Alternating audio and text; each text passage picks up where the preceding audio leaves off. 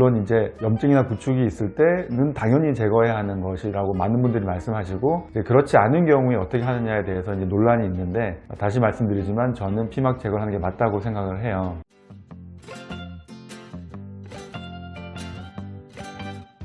근데 코 오염물 제거를 할 때 피막 제거를 해야 될까요? 하지 않아도 되는 걸까요? 피막 제거에 관련해서 여러 가지 의견이 있는 것으로 저희가 알고 있거든요. 어떤 분들은 뭐 제거해야 한다, 어떤 분들은 제거할 필요가 없다 라고 말씀들을 많이 하시는데, 저는 일단은 피막 제거를 하는 게 맞다고 생각을 하고요. 물론 이제 염증이나 구축이 있을 때는 당연히 제거해야 하는 것이라고 많은 분들이 말씀하시고, 이제 그렇지 않은 경우에 어떻게 하느냐에 대해서 이제 논란이 있는데, 다시 말씀드리지만 저는 피막 제거를 하는 게 맞다고 생각을 해요. 이제 왜 그런가에 대해서 말씀드릴 수 있을 것 같은데, 결국은 이 피막이라는 거는 인펙티드 티슈, 그러니까 염증 조직이에요. 그래서 염증 조직이기 때문에 그게 구축이 왔든 안 왔든 눈에 보이든 안 보이든 잠재적인 염증 조직으로 간주하는 게 맞아요. 그래서 염증 있는 조직은 당연히 제거를 하는 게 맞겠죠, 그렇죠? 그리고 구축이라던가 이런 현상이 온 경우에는 그거를 제거를 하지 않으면 이 코의 형태가, 특히 피부가 원래대로 돌아오지 않으니까 제거해야 한다고 생각을 하지만, 그렇지 않은 경우에도 이 염증 조직이 결국엔 문제를 유발할 수 있거든요. 그런 잠재적인 문제가 될 수 있는 그 조직을 굳이 남겨둘 필요는 없는 거죠. 그래서 결국 이것도 확률의 문제인데,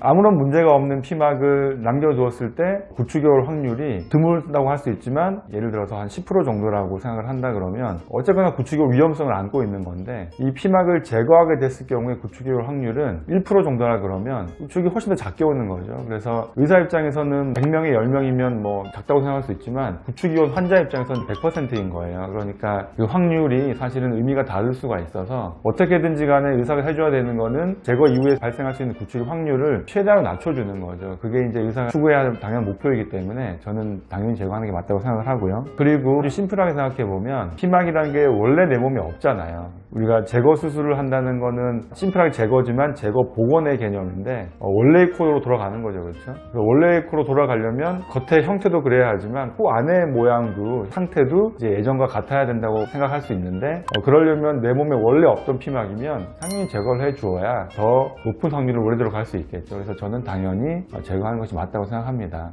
근데 이제 염증이나 구축이 없는 경우 정상 조직인 피막을 제거하면 오히려 더 피부가 얇아지거나 울퉁해질 수도 있다고 하는 내용을 들었거든요. 그러니까 조직을 제거하면 당연히 울퉁불퉁해지죠. 근데 예를 들어서 흉살을 저희가 제거를 하잖아요. 근데 흉살도 조직을 제거하면 피부도 당연히 얇아지는 거고, 그리고 하다 보면 울퉁불퉁해질 수도 있는 거고, 그렇다고 해서 흉살 제거를 안 하지는 않잖아요, 그렇죠?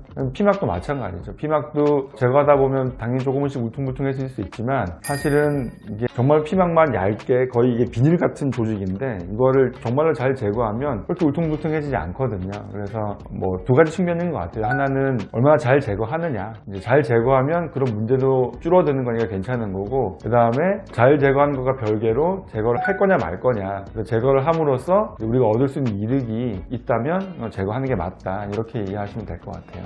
그런 염증이나 구축이 없는데 굳이 피막 제거할 필요가 없다고 하는 원장님들은 왜 그렇게 말씀하시는 거예요? 굉장히 좀 말씀드리기가 쉽지는 않은데, 모르겠어요. 아까 말씀드린 확률적인 문제에 있어서 생각하는 게 다를 수도 있고, 아니면 본인의 개인적인 경험이 아주 다행스럽게 피막을 두고 실리콘만 제거했을 때 뭐 큰 문제가 없었다든지 그럴 수도 있지만, 저는 이렇게 늘 피막을 제거하기 때문에 그렇게 생각하는 것보다는, 저희는 전체 제거가 거의 기본적으로 시행하고 있지만 경험적으로 다른 병원에서 실리콘만 제거하고 오는 분들이 꽤나 있거든요. 그런 분들 코를 보면 제가 보기에도 그렇고 그분들이 말씀하시는 것도 그렇고 제거하고 코가 조금 들린 것 같아요, 이런 분들이 많이 있어요. 그래서 모든 분들이 다 염증이 있어서 제거했던 건 아니거든요. 그런 걸 미루어 생각해 볼 때 피막이 남아 있으면 아무래도 좀 더 그럴 확률이 높겠구나, 이제 그렇게 생각을 할 수 있는 거죠.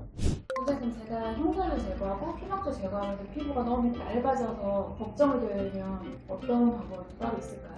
이제 피부가 너무 얇은 경우에도 사실은 뭐 흉살도 제거할 수밖에 없고, 피막도 최대한 깔끔하게 제거를 하면 괜찮은데, 피부가 웬만큼 얇아도 정말로 피막만 얇게 제거를 잘 하면 괜찮거든요, 대부분은. 근데 이제 어쨌거나 상황에 따라서 그렇지 못한 경우도 있을 수 있잖아요. 그런 경우에는 피막을 다 제거하지 못하더라도 부분적으로 최대한 제거를 해준다거나, 아니면 이제 흔히 말하는 이제 칼집을 내는 거죠. 사실 칼집은 아닌데 되는데 어쨌든 피막을 끊어주는 거예요. 끊어줘서 수축되는 힘을 좀 줄여주면 그래도 어느 정도는 괜찮다. 정말로 피막을 그대로 온전히 남겨두면 또 문제가 될 확률이 높기 때문에 그렇게 하는 것은 정말 바람직하지 못할 수가 있고, 제거하든지 부분적으로 제거하든지 끊어주든지 뭐라도 해주는 것은 필요하다, 이렇게 이해하시면 될 것 같아요. 그리고 특히 코끝 쪽이 많이 얇은 경우에는 연골이 비치거나 하는 문제가 생길 수가 있기 때문에 저희가 그런 경우에는 어떤 식으로 하냐면 귀에 연골에 막이 있어요. 그거를 살짝 덮어주면 전체적으로 코끝의 피부도 좋아지고 너무 뾰족해진다거나 하는 것도 예방해 줄 수 있고, 여러모로 이제 형태적으로 많은 보완을 해줄 수 있기 때문에 저희는 그런 방법을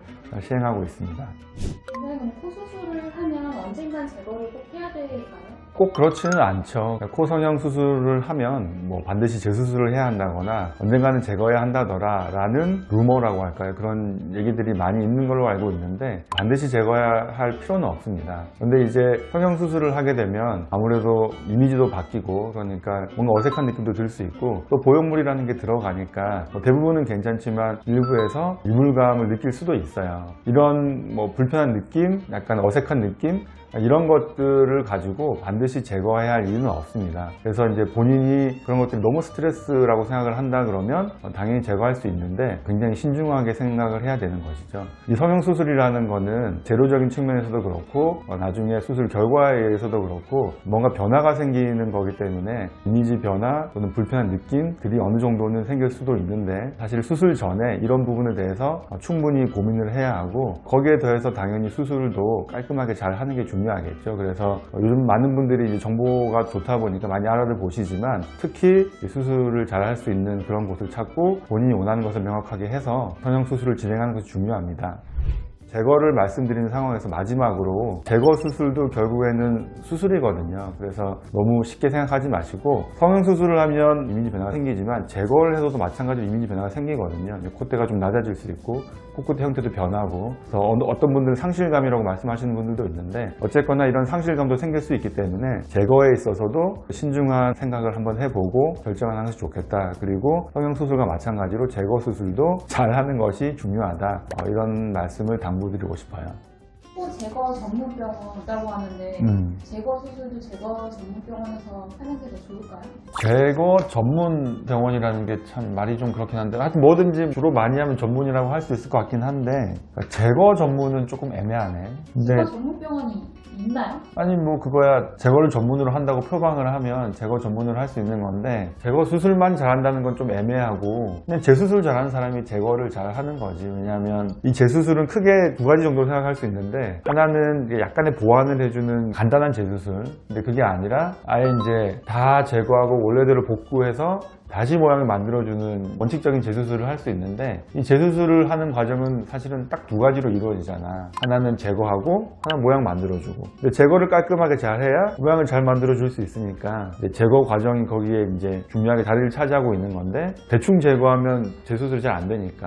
그래서 그냥 재수술 잘하는 병원이 제거도 잘 할 수 있다. 근데 환자분들이 하는 말씀이 재수술 병원에 가서 제거 상담을 받으면 자꾸 재수술 쪽으로 진단이 나오니까 환자분들이 제거만 원하는 분들은 조금 제거를 하는 병원을, 그거는 오히려 제거의 경험이 좀 작아서 그렇지 않나 싶기도 한데, 제거도 많이 해보면 뭘 더 해줘야 되고 뭘 하지 말아야 되고 하는 그런 것들이 이제 보이고, 사실은 조금 다른 얘기인데, 제거 상담하는 분들이 이제 많이 질문하는 게 제거하면 코끝이 무너지냐? 안 무너져요. 안 무너지는데, 물론 코 속이 완전히 이제 망가져서 무너질 수 있는데 그런 경우는 드물고, 그런 경우는 보완해 줄 수 있는 거고, 그 보완은 또 재수술이랑 다른 거고, 제거를 원하는 분한테 굳이 뭐 약간씩 보완해서 재수술을 권할 필요는 없는데, 본인이 원하는 게 제거인지 재수술인지 헷갈려하는 분들이 있다면 그걸 명확하게 설명을 해주고, 제거면 제거, 재수술이면 재수술 하면 된다고 나는 생각을 하는데.